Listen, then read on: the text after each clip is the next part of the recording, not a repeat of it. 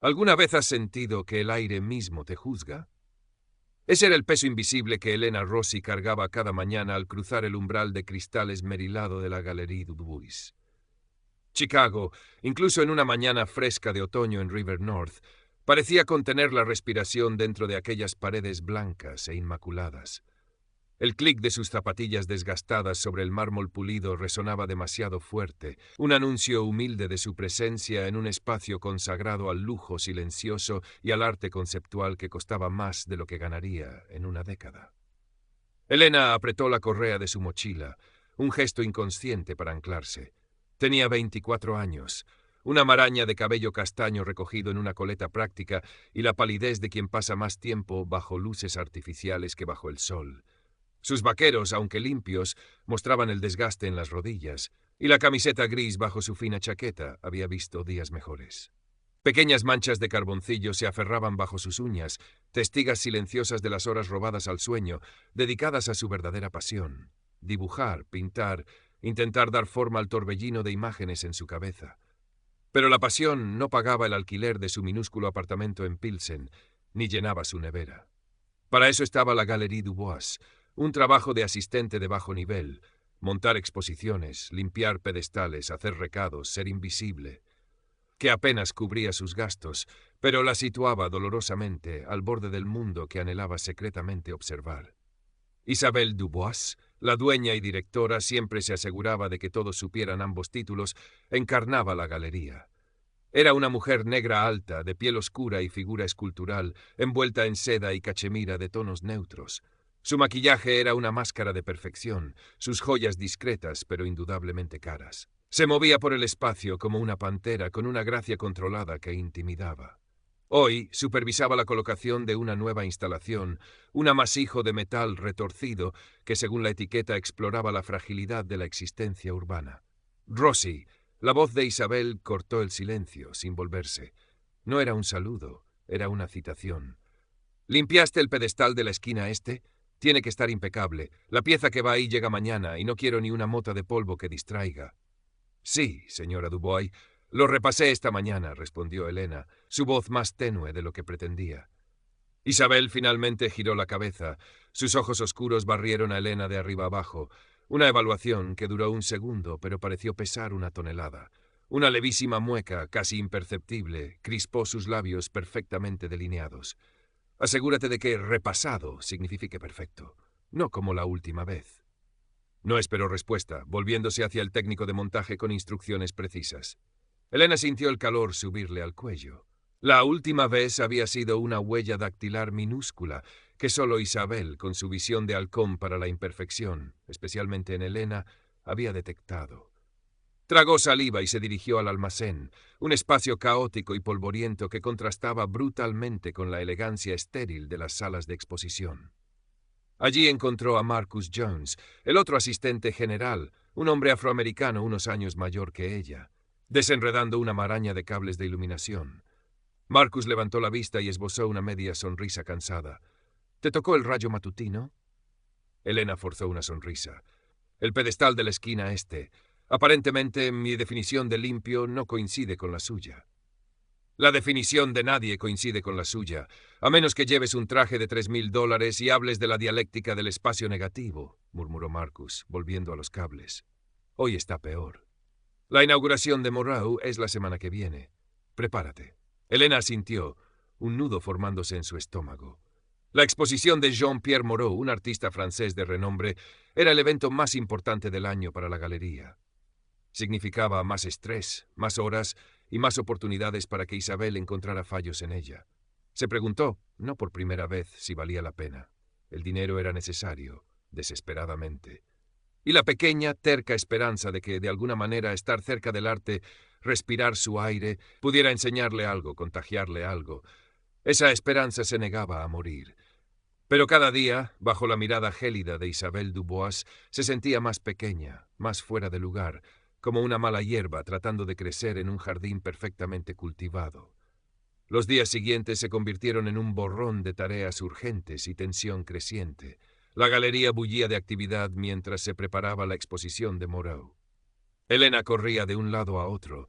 desembalando obras delicadas con manos temblorosas, siempre consciente de sus guantes de algodón baratos, limpiando superficies hasta que reflejaban la ansiedad en sus propios ojos, yendo a buscar cafés específicos, descafeinado de avena con una pizca exacta de canela para Isabel. Fue durante la visita de un importante coleccionista, un hombre mayor de cabello plateado y traje impecable, cuando ocurrió el primer incidente verdaderamente público. Isabel guiaba al coleccionista por la sala principal, explicando con voz meliflua la importancia de una escultura abstracta. Elena pasaba cerca, llevando una carpeta con documentos urgentes. Al verla, Isabel hizo una pausa y, con una sonrisa que no llegó a sus ojos, se dirigió al coleccionista.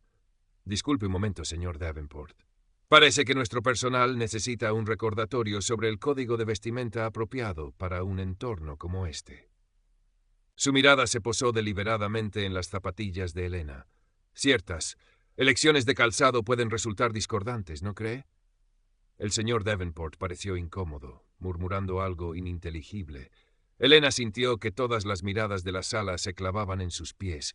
Quería que la tierra se la tragase.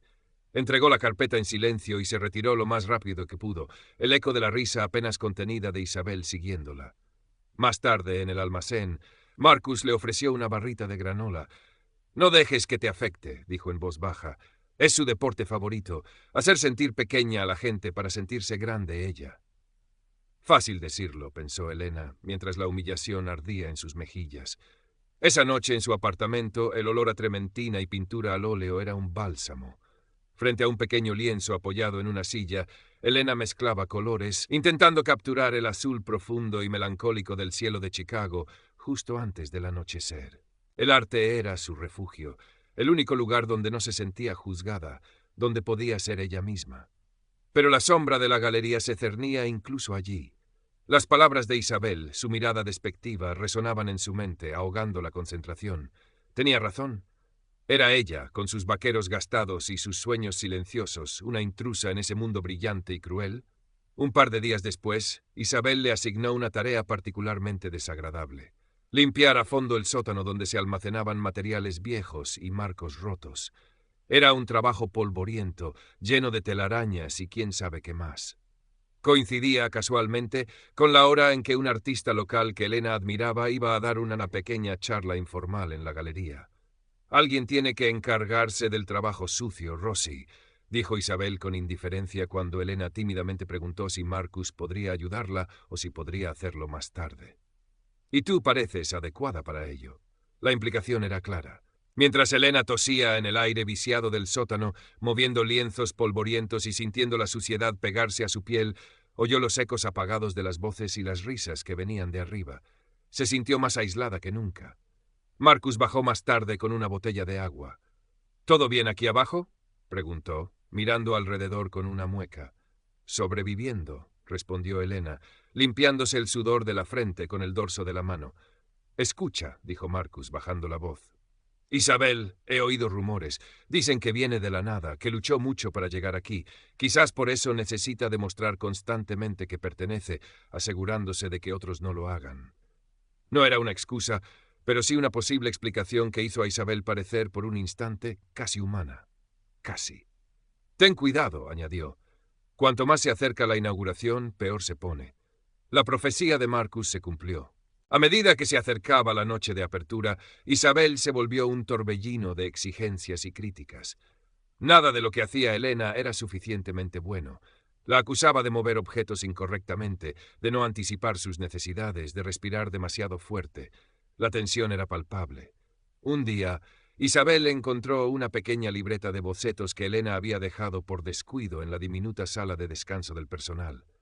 La abrió. Dentro había rápidos estudios a lápiz de algunas esculturas, detalles arquitectónicos de la galería, incluso un retrato fugaz de Marcus concentrado en su trabajo. Isabel hojeó las páginas con una expresión de diversión condescendiente. Cuando Elena entró, pálida de miedo al ver su libreta en manos de su jefa, Isabel levantó la vista. «Ah, Rossi, ¿así que tenemos aspiraciones artísticas? ¡Qué pintoresco!». Su tono era burlón. «Francamente, querida, estos garabatos son bastante ingenuos. Quizás deberías concentrarte en fregar suelos. Se te da bastante mejor». Devolvió la libreta como si quemara y salió de la sala, dejando a Elena temblando, no de frío, sino de una ira y una humillación tan profundas que le costaba respirar. Ese comentario, dirigido a lo más íntimo y preciado para ella, cruzó una línea. Algo dentro de Elena, algo pequeño pero resistente, empezó a endurecerse. La noche de la inauguración llegó envuelta en un aire de expectación eléctrica y frío cortante que barría las calles de River North. La Galerie Dubois resplandecía, cada superficie pulida, cada obra de arte iluminada con precisión teatral. Un murmullo sofisticado llenaba el espacio mientras la élite artística y social de Chicago, coleccionistas con joyas discretas pero deslumbrantes, críticos con miradas escrutadoras, artistas vestidos de negro existencial, socialités con sonrisas calculadas, se deslizaba entre las esculturas de Moreau, copa de champán en mano. Elena se sentía como un fantasma en su propio lugar de trabajo. Llevaba su mejor atuendo, un sencillo vestido negro que había comprado de segunda mano y unos zapatos planos y limpios. Había intentado domar su cabello en un moño bajo y llevaba un maquillaje mínimo.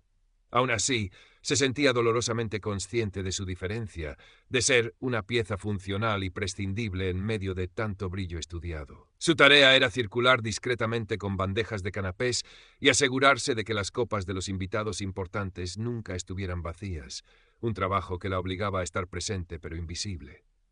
Isabelle Dubois estaba en su elemento. Flotaba entre los grupos, una sonrisa radiante pegada al rostro, su risa un trino cuidadosamente modulado. Presentaba a Moreau, un hombre bajo y barbudo con aire de genio torturado, a los peces gordos, gesticulando con elegancia hacia las obras.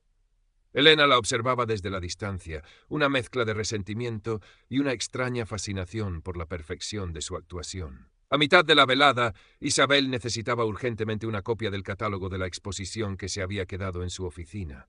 Vio a Elena cerca de la entrada de la trastienda. En lugar de llamarla por su nombre, chasqueó los dedos en el aire, un gesto imperioso que hizo que varias cabezas se volvieran. «¡Tú!», exclamó, su voz, aunque no gritada, cortante y audible por encima del murmullo general. «El catálogo, mi oficina, ahora». Elena, sintiendo las miradas sobre ella, se apresuró a obedecer. Navegó entre la multitud, consciente de su propia torpeza en comparación con la gracia depredadora de su jefa. Encontró el catálogo en el escritorio impecable de Isabel y regresó rápidamente. Isabel estaba hablando con un crítico influyente del Chicago Tribune y con una pareja de conocidos coleccionistas. No interrumpió su conversación para recibir el catálogo. Esperó a que Elena estuviera justo a su lado, extendiendo el objeto. Entonces, como si acabara de recordar algo atroz, se volvió hacia Elena, su rostro una máscara de indignación teatral. «¡Dios mío!», exclamó atrayendo la atención de todos a su alrededor. «¿Qué es esto?». Señaló una minúscula, casi invisible mancha de agua en la esquina de la cubierta del catálogo, probablemente causada por la condensación de una copa cercana. «Así es como tratas material valioso. Te dije específicamente que tuvieras cuidado. Eres una incompetente, siempre arruinando las cosas». Su voz subió de volumen, la acusación magnificada, desproporcionada, diseñada para humillar. «Quizás este tipo de trabajo detallado simplemente está fuera de tu alcance. No puedo tener a alguien tan torpe y descuidada trabajando aquí». El silencio cayó sobre el grupo cercano. El crítico parecía incómodo, los coleccionistas intercambiaron una mirada. Marcus, que estaba reponiendo copas cerca, se quedó helado, observando la escena. Elena sintió que el suelo desaparecía bajo sus pies. El calor subió a su rostro, las lágrimas picaron en sus ojos. Podía sentir docenas de miradas clavadas en ella, una mezcla de lástima, curiosidad morbosa y juicio. Este era el punto de quiebre. Años de sentirse pequeña, meses de microagresiones, semanas de humillaciones crecientes, todo colapsó en ese instante. Podía agachar la cabeza, murmurar una disculpa y desaparecer, como siempre. O podía. Algo hizo clic dentro de ella. La ira silenciosa que había estado acumulando, la dignidad pisoteada, la pasión por el arte que Isabel había ridiculizado, todo se fusionó en una calma fría y extraña. Levantó la cabeza, sus ojos encontrando los de Isabel. Su voz, cuando habló, no fue alta, pero resonó con una claridad inesperada en el silencio tenso. «No, señora Dubois», dijo Elena, su voz firme sin temblar. «La mancha no la hice yo, pero aunque la hubiera hecho, nadie merece ser tratado así». Miró brevemente a los rostros atónitos a su alrededor. El valor de una persona no se mide por la ropa que lleva, ni por el trabajo que hace, ni por si sus manos encajan en su idea de refinamiento. Su mirada volvió a Isabel, directa y sin miedo. Se mide por cómo trata a los demás. Y usted, señora Dubois, en su hermosa galería llena de arte sobre la condición humana, parece haber olvidado lo que significa ser humana. La fachada de Isabel se resquebrajó visiblemente. Su boca se abrió y cerró, buscando una respuesta mordaz que no llegó. El color subió por su cuello, manchando su estudiada compostura. Por un instante, pareció vulnerable, expuesta bajo las luces brillantes que ella misma había diseñado. «Estás despedida», siseó finalmente, recuperando parte de su veneno, pero la amenaza sonó hueca, desesperada. Elena no se inmutó. «Lo sé», dijo simplemente. Dio un paso atrás, consciente de que la escena había terminado, de que había dicho lo que necesitaba decir. El crítico influyente la miraba con una expresión indescifrable. La pareja de coleccionistas murmuraba entre sí. Marcus le dedicó una casi imperceptible inclinación de cabeza. Sin mirar atrás, Elena se dio la vuelta y caminó hacia la salida.